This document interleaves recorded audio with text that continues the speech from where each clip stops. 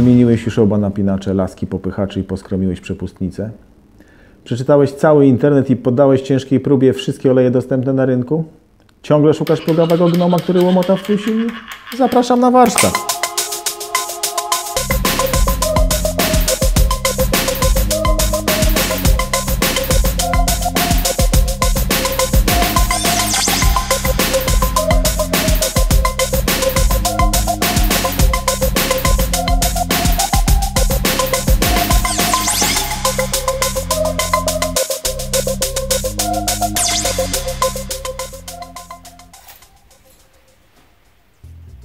Na początek może powiem, po co wymieniamy łańcuch rozrządu, a w międzyczasie zaczniemy rozbierać motocykl. Zawsze po rozgrzaniu tak porządnie, czy to w korku, czy po jeździe bezdrożami w upalny dzień, z silnika zaczynał dochodzić równostajny, odpowiadający mniej więcej obrotom wału stukot. Metaliczny, dominujący nad innymi dźwiękami, ale zawsze jego częstotliwość zmieniała się wraz z obrotomierzem, a wystarczyło tylko trochę przyspieszyć, żeby całkiem znikł. Jak większość poszukiwaczy takich hałasów w GS-ie, szukałem tanich metod uciszenia silnika. Próbowałem zmieniać rodzaj oleju, który miałby cudownie uzdrowić sytuację. Długo goniłem za przyczyną niepokojących dźwięków, osłuchiwałem, przeglądałem fora internetowe. Przez chwilę nawet byłem skory przyznać rację innym, że tak musi być, bo jak nie ma rozwiązania, to nie ma problemu. Warto wspomnieć, że napinacz lewego łańcucha rozrządu oczywiście został wymieniony na ten nowego typu i przepustnice też nie mają luzów, więc ten temat już dawno miałem za sobą. Poszedłem dalej i wymieniłem laski popychaczy zaworów w lewym cylindrze, również na te nowego typu, które są już w całości wykonane ze stali. Tak wygląda stary i nowy typ. W starym popychaczu zdarza się, że utwardzona końcówka luzuje się w aluminiowej rurce i hałas jest podobny, ale z reguły nie ma wtedy znaczenia, czy silnik jest gorący, czy zimny. Po tych wszystkich zabiegach gorący silnik dalej hałasował. Dźwięk dochodził jakby z lewej strony lub z przodu silnika. Miałem też czasem wrażenie, że po ustawieniu motocykla na bocznej stopce jest jakby głośniej, więc kiedy doszedłem do wniosku, że jest to raczej przód, popytałem mechaników w serwisie BMW o przedni łańcuch rozrządu i napinacz. Czy zdarzało się, że robili tam jakieś naprawy. I kiedy dowiedziałem się, że nie ma potrzeby tam zaglądać, zdecydowałem się zajrzeć. No bo dlaczego miałby nie hałasować przedni, skoro dobrze wiadomo, że lewy też potrafi to robić. Idąc dalej tym tropem, odnalazłem kilka osób, których silniki zostały odmienione po takim zabiegu. Przypominam tylko, że mówimy o sprawnym i trzymającym parametry silniku, który z takimi hałasami pokonuje bez problemu tysiące kilometrów. Więc jeśli komuś psuje przyjemność z jazdy klekocący silnik, próbował wielu utartych ścieżek bez skutku, to zapraszam do oglądania. Za chwilę zobaczycie krok po kroku, jak się dostać do przedniego łańcucha i poprawić kulturę pracy silnika.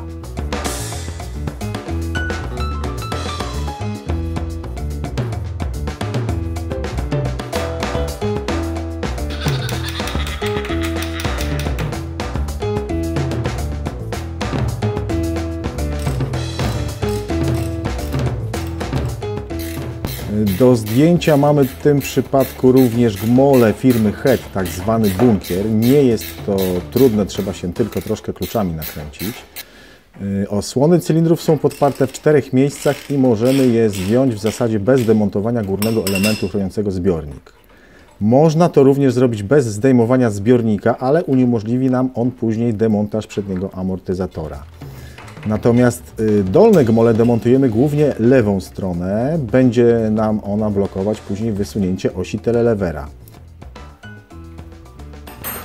Tak więc wymienimy dzisiaj przedni łańcuch rozrządu, występujący również pod nazwą łańcuch sterujący, no i kilka elementów osprzętu przynależnego do niego. Zrobimy sobie małą rewizję i popatrzymy, jakiemu zużyciu uległy te elementy po przebiegu 120 000 kilometrów w silniku BMW 1150.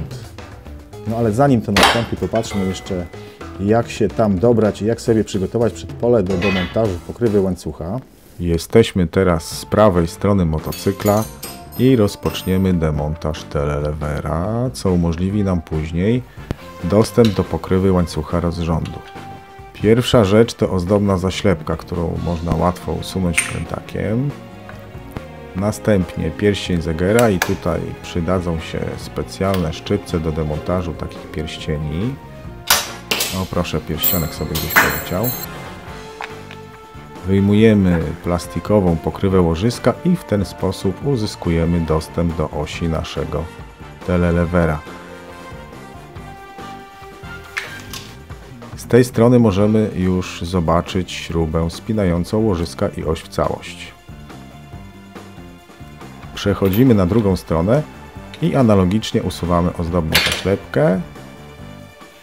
W tym miejscu nie znajdziemy już zabezpieczenia pierścieniem Zegera. Musimy użyć dosyć dużego klucza imbusowego, aby wykręcić pokrywkę ustalającą łożysko i tym samym całą oś.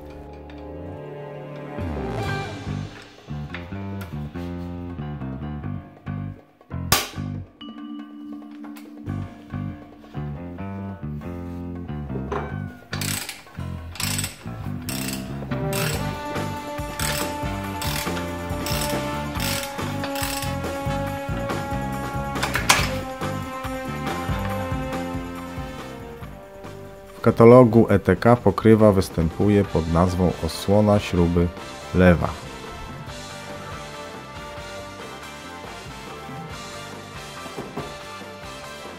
Pod nią widzimy już samą oś wahacza, ale zanim ją wybijemy, musimy niestety najpierw opuścić całą przepustnicę. W motocyklach z podwójnym zapłonem wysunięcie osi zablokuje nam małe uszko w gumowo-metalowej podstawie przepustnicy.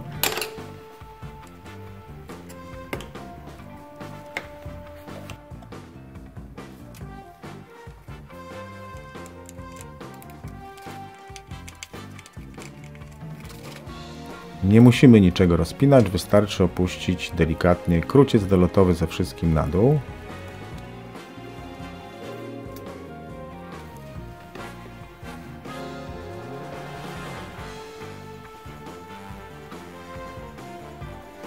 Odkręcamy śrubę z drugiej strony osi i teraz swobodnie możemy ją wysunąć. Nie powinna stawiać żadnego oporu.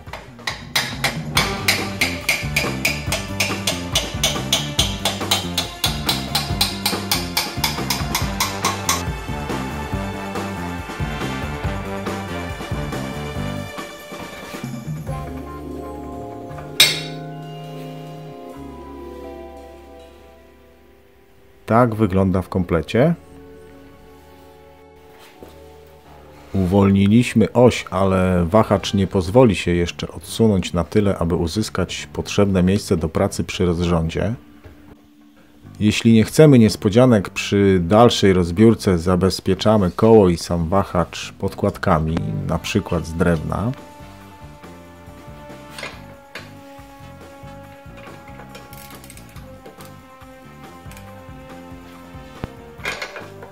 Odkręcamy górną nakrętkę amortyzatora i wyjmujemy komplet podkładek metalowych i gumowych.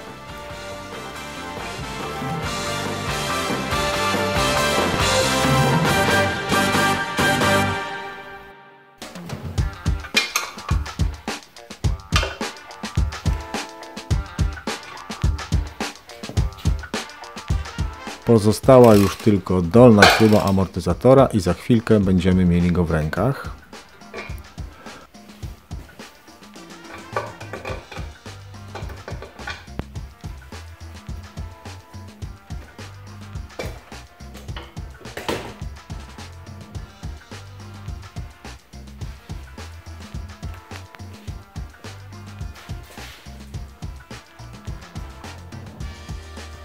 Teraz już tylko pokrywa ozdobna i nakrętka przegubu kulowego.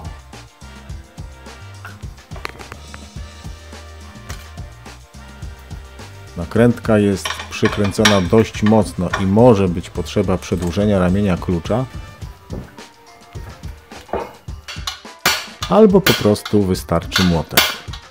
Ponieważ do zdjęcia pokrywy rozrządu wystarczy odsunąć wahacz, a jego całkowite wyjęcie wiąże się jeszcze z kilkoma czynnościami, wystarczy więc, że zostawimy go w takiej pozycji.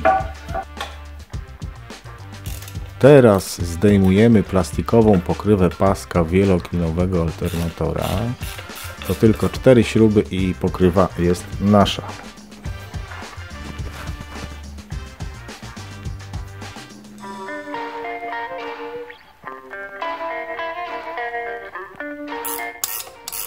Zdejmujemy koło pasowe z wału korbowego.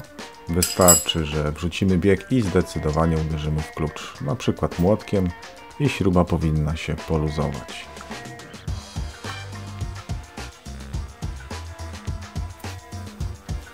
Luzujemy mocowanie przewodu czujników Hala, odpinamy kostkę, obcinamy trytki i wyciągamy przewód na zewnątrz.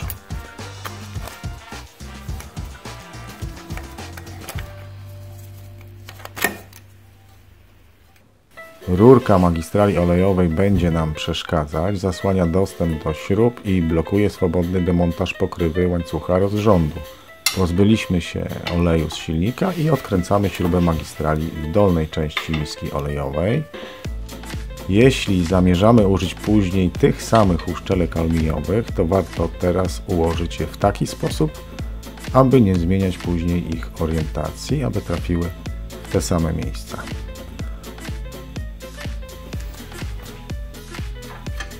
Jesteśmy coraz bliżej. Odkręcamy 3 śruby trzymające alternator. Jest okazja zbadać go i ewentualnie oddać do regeneracji lub po prostu ułożyć go swobodnie na silniku.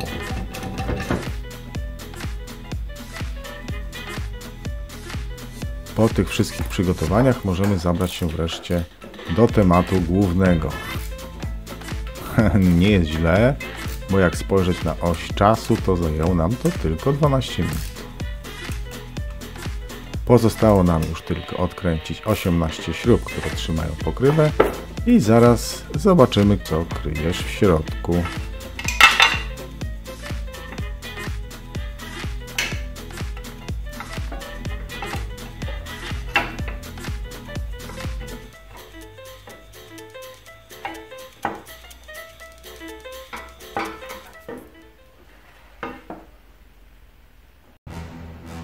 Proszę, jest głęboko ukryty bohater główny, gnom przebrzydły, sprawca naszego stukania.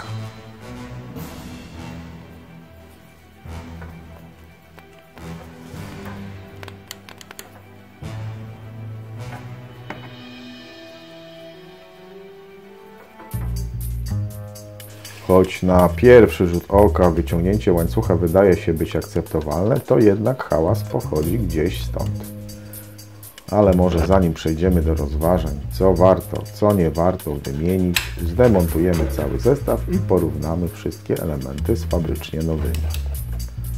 Zaczniemy od ustawienia znaków na kołach zębatych. 2 oznaczenia na kołach ustawiamy naprzeciw siebie tak, aby zgrywały się z linią podziału karteru silnika. I już w tym momencie daje się zauważyć, że jedno koło ma minimalnie przesunięty znak względem linii karteru na skutek wydłużenia łańcucha. Znaki ustawione, możemy teraz zablokować wał korbowy. Użyjemy do tego specjalnego narzędzia serwisowego BMW, które jest tak naprawdę kawałkiem wygiętego pręta Fi 8. Musimy je wsunąć w dedykowany mu otwór w obudowie sprzęgła tak, aby idealnie trafić w otwór w kole zamachowym. Jeśli by zajrzeć teraz w otwór rewizyjny z drugiej strony karteru, wał znajduje się idealnie w pozycji GMP dla tłoków. Zmierzymy sobie jeszcze wysunięcie tłoka napinacza, tak dla późniejszej orientacji.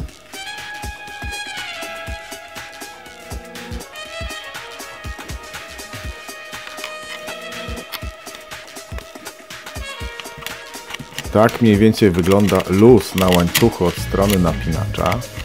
Choć może pojęcie o rzeczywistym zużyciu elementów powinien dać raczej kąt i łuk, jaki tworzy ślizg napinający względem dużego koła, ale o tym później. Mamy ustawione znaki i zablokowany wał, to swobodnie możemy odkręcić duże koło wałka pośredniego.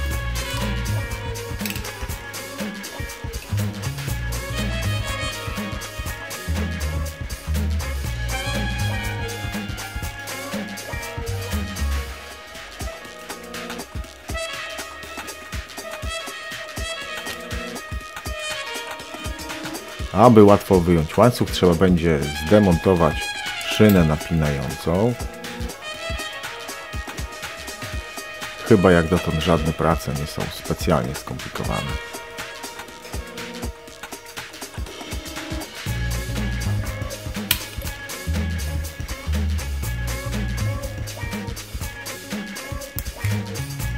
Obejrzymy sobie potem na stole, jak zużyte są wszystkie elementy. Przypominam, 120 000 kilometrów przebiegu.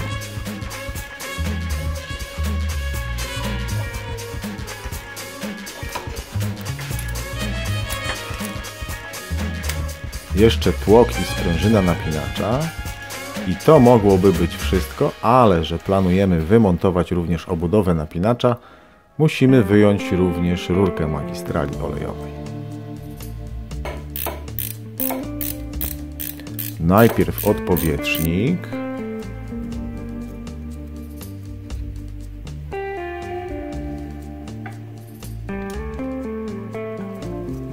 Teraz dwie imbusowe śruby.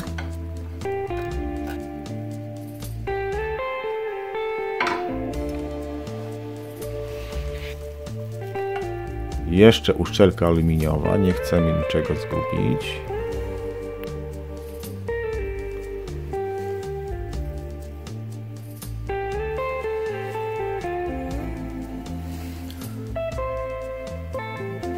Rurka jest tylko wsunięta w obudowę pompy oleju, więc wystarczy ją delikatnie pokiwać i wyjdzie.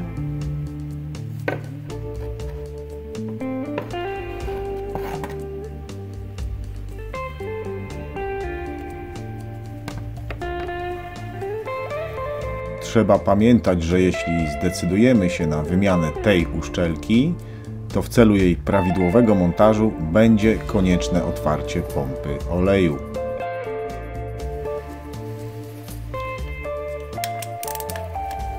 I teraz możemy swobodnie zabrać się za naszą obudowę napinacza.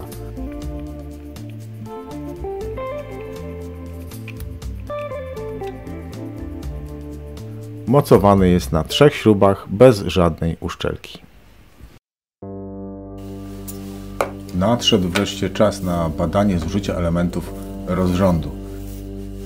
Porównamy sobie to wszystko z nowymi elementami zakupionymi w autoryzowanym serwisie BMW. Pierwszy na stół poszedł łańcuch. Nowy to produkt czeski, co już widać na pudełku.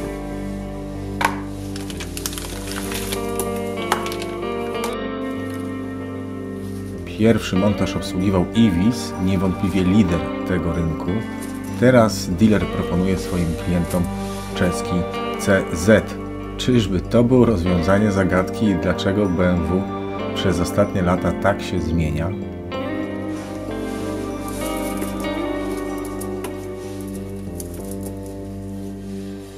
Porównajmy wstępnie długość obu łańcuchów na stole. Różnica jest zauważalna.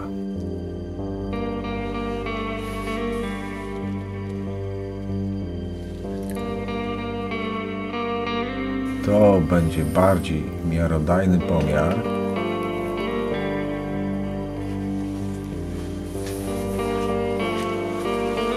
Wynik pomiaru musimy pomnożyć przez 2, tak aby uzyskać wynik dający pojęcie o rozciągnięciu łańcucha na całym obwodzie.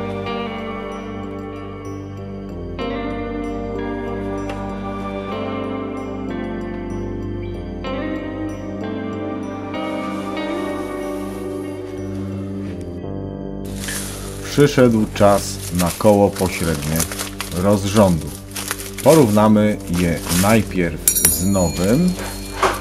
Wyglądają identycznie i ładnie dzwonią. W ten sposób oczywiście trudno jest stwierdzić, jak tysiące godzin pracy odcisnęło swoje piętno na tych zębach, ale na oko już widać, że nie jest źle. Daje to nadzieję, że i reszta silnika jest w nie najgorszym stanie. Oczywiście oceny zużycia zębów dokonamy we współpracy z łańcuchem. Załóżmy stary łańcuch na stare koło zobaczymy, jak bardzo będą odbiegały we współpracy ze sobą te elementy od nowych z pudełka. Widać wyraźnie, że łańcuch daje się odciągnąć bez użycia siły.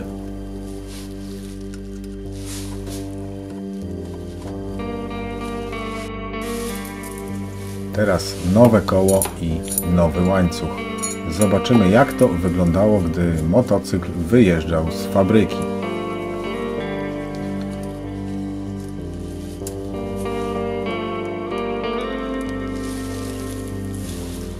Tutaj trzeba dość mocno się przyłożyć, aby naciągnąć ogniwa.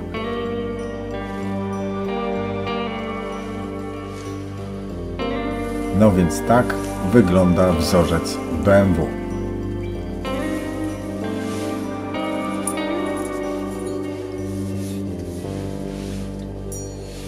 Teraz czas zobaczyć, jakby to wyglądało, gdyby nie wymieniać koła, tylko sam łańcuch.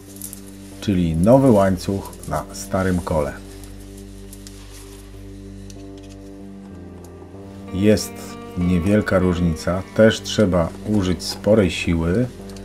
Gdyby nie element porównawczy, można by powiedzieć, że tak ma być.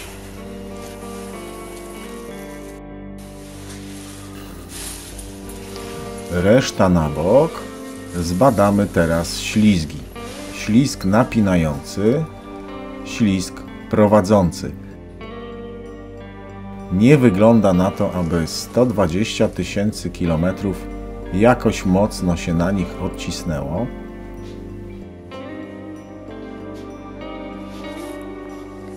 Ślizg prowadzący jest w lepszym stanie.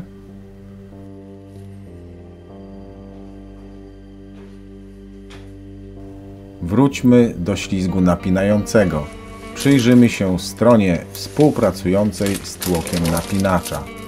Dla porównania mamy nową część z ASO. Można dostrzec drobne różnice.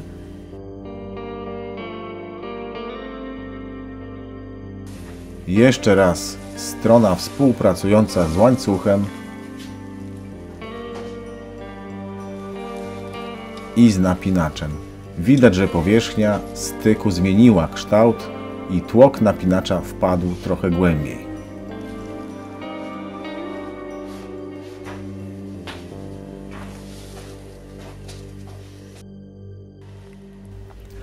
Obejrzymy sobie teraz elementy napinacza. W obudowie zdaje się widać jeszcze ślady po obróbce. Tłok jeszcze ich całkowicie nie wytarł.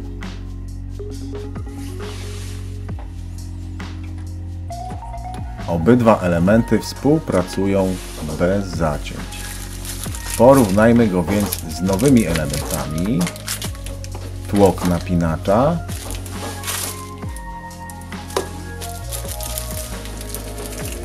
sprężyna,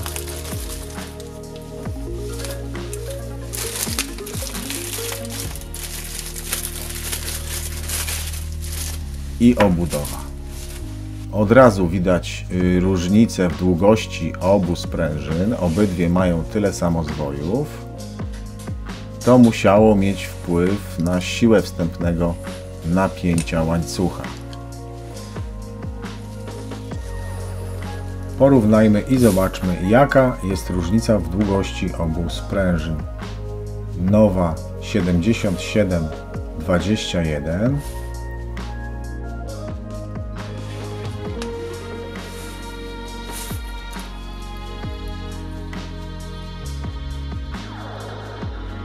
stara 73-24. Zobaczmy tłoki.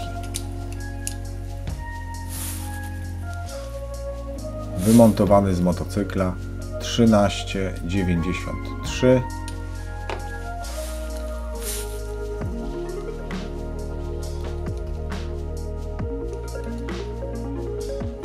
Nowy 1397.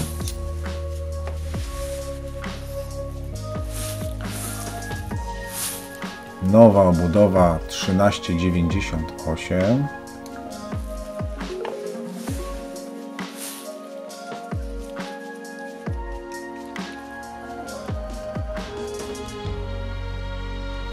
Stara obudowa 13,99. Jeszcze zerknijmy na uszczelniacz wału. Warto się przyjrzeć jego budowie. W tym i kilku jeszcze innych miejscach naszego BMW spotkamy właśnie takie rozwiązanie.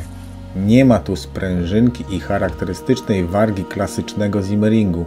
Warto pomyśleć o tym, zanim zastosujemy zamiennik innego pochodzenia.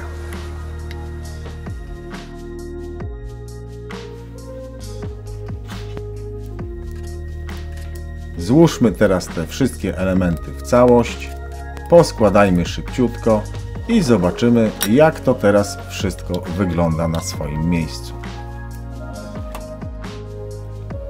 Zmierzmy wysunięcie tłoka napinacza teraz i jak to było wcześniej. No to daje miarodajne pojęcie o różnicach.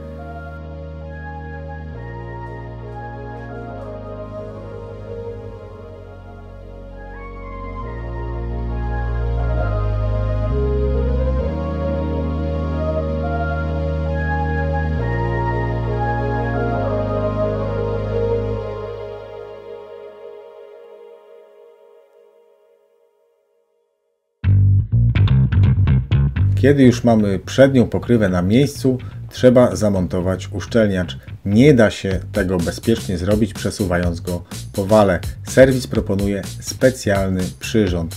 Prócz niebezpieczeństwa pokaleczenia wargi uszczelniacza, możemy go również wbić krzywo lub za mocno, bo nie ma on podparcia w obudowie. Pokażemy teraz, jak za parę złotych zrobić takie narzędzie z plastikowej rurki kanalizacyjnej i kawałka aluminiowej. Zabezpieczymy sobie w ten sposób prawidłowy montaż bez ryzyka uszkodzeń.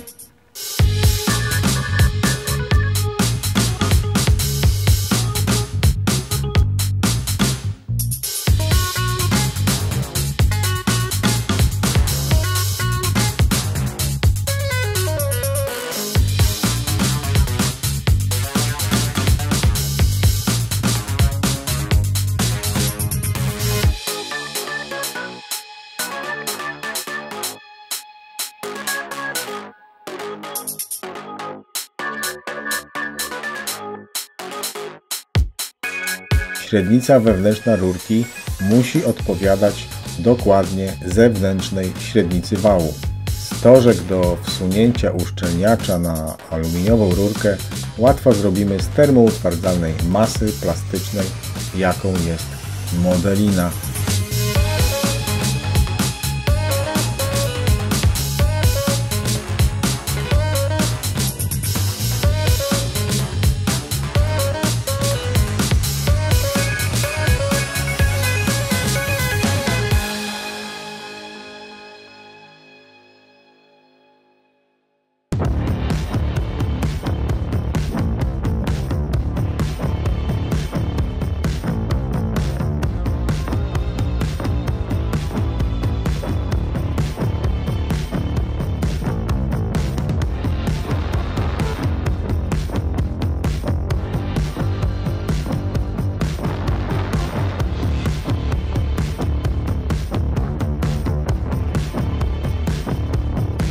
I gotowe.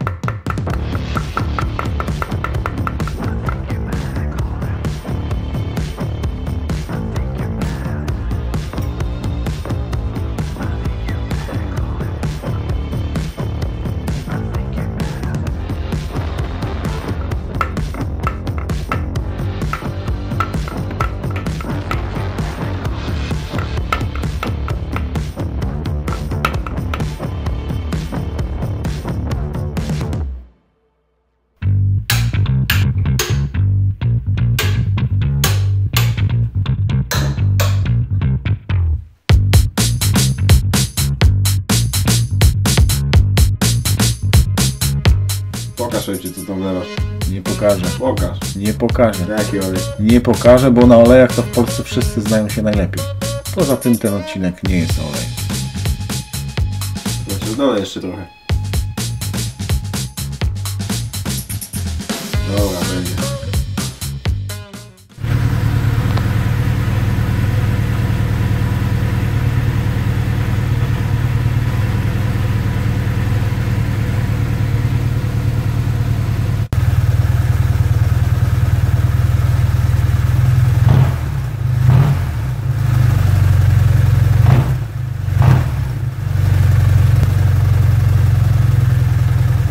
Reasumując, czy warto wymienić przedni łańcuch? Jak widzieliście, 1150 przejechałby na tych częściach pewnie, drugie tyle i więcej. Ja za równowartość $170 będę go sobie teraz słuchał do poduszki, spokojnie śniąc o planach wyprawowych, bo zrobiłem już wszystko. Kamera? Stop! W życiu bym nie pomyślał, że wystąpię jak Adam Słodowy. A propos słodu, to mam teraz lepszy plan.